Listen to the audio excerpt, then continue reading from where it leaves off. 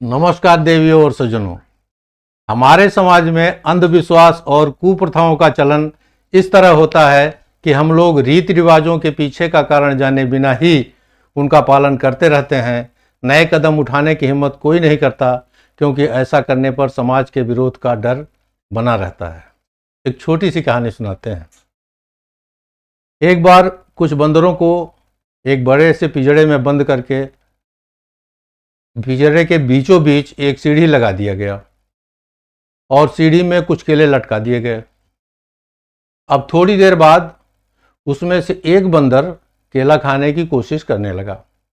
जैसे ही वो थोड़ा सा कोशिश किया सीढ़ी पर चढ़ने की, उसके ऊपर पानी की तेज धार डाल दी गई और बाकी बंदरों पर भी थोड़ा थोड़ा ठंडा पानी छिड़क दिया गया। अब सारे बंदर डर के मारे जाके कोने में दुबक के बैठ गए।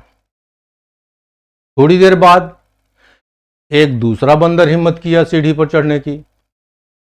उसके ऊपर भी ठंडे पानी की तेज धार डाल दी गई और सजा के तौर पर बाकी बंदरों पर भी पानी छिड़क दिया गया।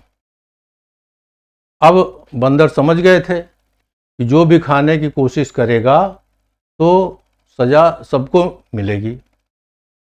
अब जब तीसरा बंदर चालू किया कोशिश खाने की, तो उसको बंदरों ने ही रोक के पिटाई कर दी। अब थोड़ी देर में एक पुराने बंदर को बाहर किया गया और नए बंदर को अंदर किया गया। तो नया बंदर जब आया तो उसको अंदर का हिसाब किताब पता नहीं था, तो वो भी सीढ़ी पर चढ़ के खाने की कोशिश किया केला, तो बंदरों ने ही उसको रोक के पिटाई कर दी। फिर थोड़ी देर बाद दूसरा बंदर बदला गया।